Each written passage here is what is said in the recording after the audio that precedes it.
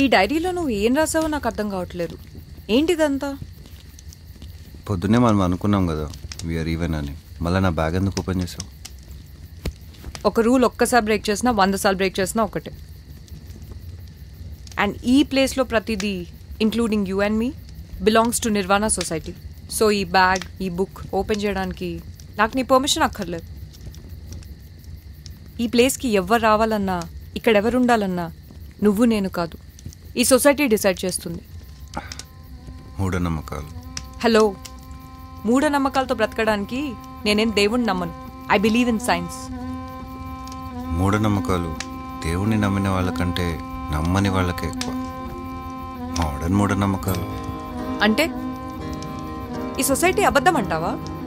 నా దృష్టిలో ఈ భూమి మీద ఉన్న ప్రతి సొసైటీ అబద్ధమే. అవి మనల్ని బతికిస్తున్నాయని మనం నమ్ముతున్నాం, కానీ వాటిని మనం నమ్మటం వల్ల అవి బతుకుతున్నాయి. ఇందాకేదో జర్నీ అన్నావు, అసలు ఎక్కడికి వెళ్తున్నావు? ఇలాంటి సొసైటీస్ అన్నిటికీ దూరంగా.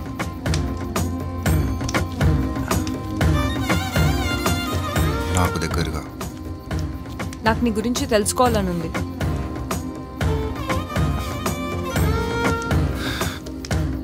అది నాకేంకా తెలియదు.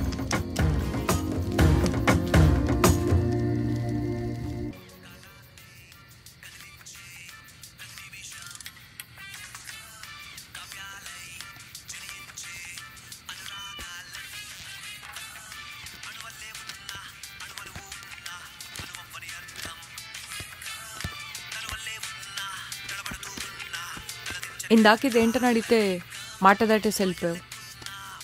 అసలు ఇప్పుడైనా చెప్పు, ఈ బుక్ ఏంటి?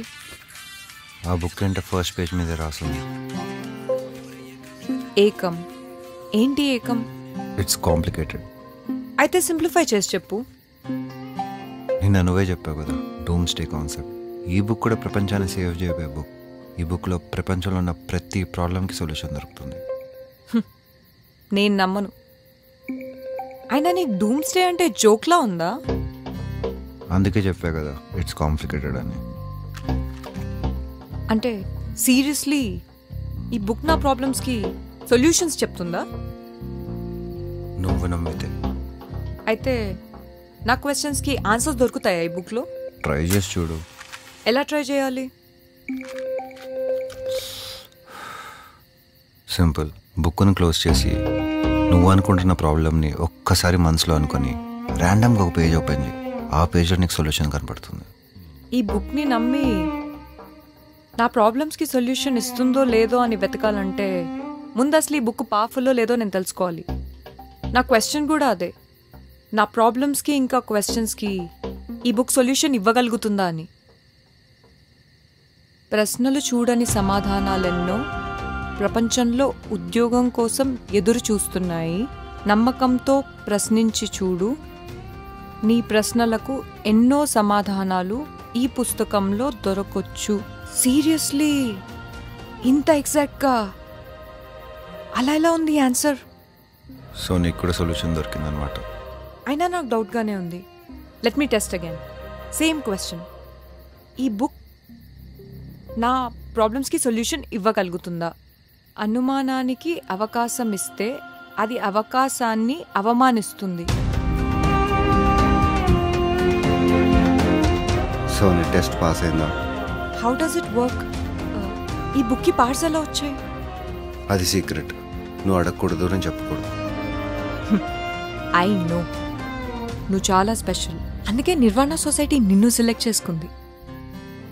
నువ్వు నవ్వినా నమ్మకపోయినా ఇదే నిజం. నీ వల్ల నా లైఫ్ ఎలా చేంజ్ అవుతుందో నాకు చూడాలని ఉంది. నా వల్ల, ఈ సొసైటీ వల్ల నీ లైఫ్ ఏం మారదు. నీ చాయిసెస్, నీ నమ్మకం వల్లే మారుతుంది.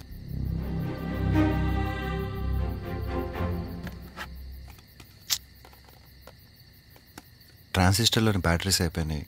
నీ దగ్గర ఏం స్పేర్ బ్యాటరీస్ ఉన్నాయా? వర్క్ స్టేషన్లో ఉన్నాయి. మరి నేను లోపలికి వెళ్ళొచ్చా? On one condition. ఏంటో? నువ్వు కూడా నిర్వాణ సొసైటీ మెంబర్ అని చెప్పు, వెళ్ళొచ్చు. ఇది మత మార్పిడి కన్నా దారుణంగా ఉంది. ఫైన్, ఒప్పుకుంటాను. ఇప్పుడు వెళ్ళొచ్చా? ష్యూర్.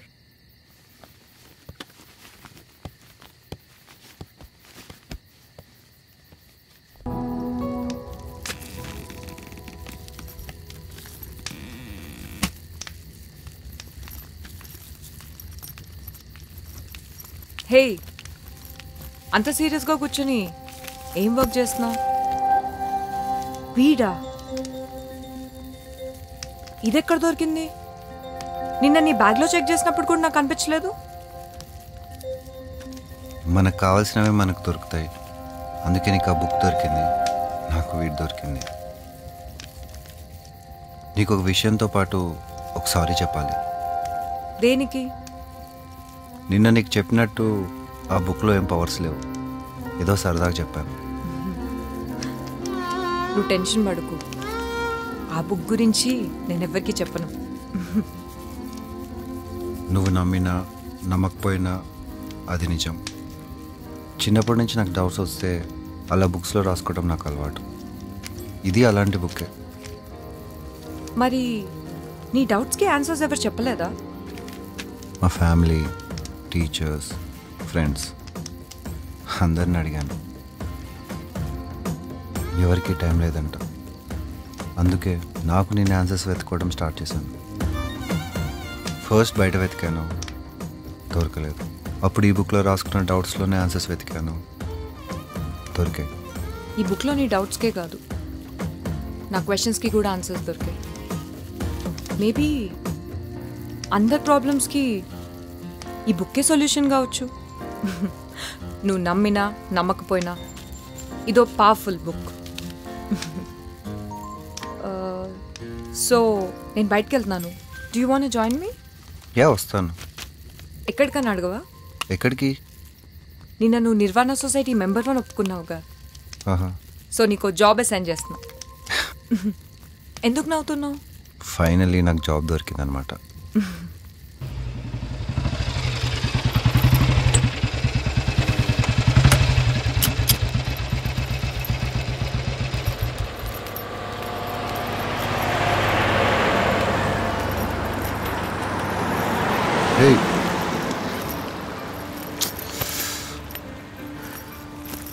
నేను టాస్క్ ఫినిష్ చేసే లోపు ఇక్కడికి ఎవరైనా వస్తున్నారేమో చూస్తూ ఉండు. ఓకే?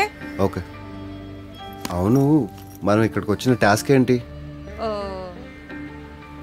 నిర్వాణ సొసైటీ నేము ఊర్లో ఉన్న అన్ని కార్పొరేట్ ఇంకా ప్రైవేట్ బిల్డింగ్స్ మీద గ్రాఫిటీ చేయాలి. చేస్తే ప్రపంచం అసలు నాశనం అవ్వడానికి మెయిన్ రీజన్ ఏంటో తెలుసా? ఈ కార్పొరేట్ ఇంకా ప్రైవేట్ కంపెనీస్ అండ్ అక్కడ ఫంక్షన్ చేసిన governments. So this is about them. అలా గ్రాఫిటీ చేస్తే ఏమొస్తుంది? ఏమొస్తుందేంటి? ఇప్పుడు రోడ్ల మీదకి వచ్చి జనాలు ఈ పనులు ఇంకా దన్నాలు ఎలా చేస్తారో అలానే ఇది కూడా ఒక రకమైన నిరసన.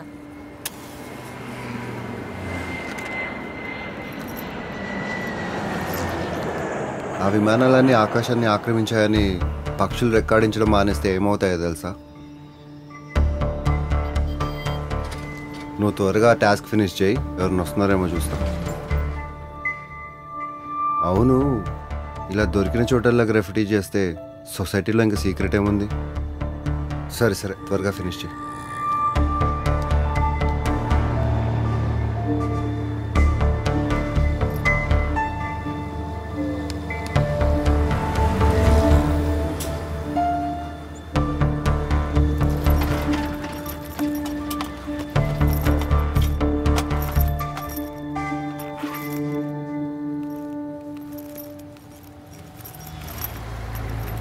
వచ్చిన పని అయిపోయిందా? పదా వెళ్దాం. ఓకే. ఓ 100 ఉన్నాయా? పెట్రోల్ కొట్టించాలి. ఓ గాడ్.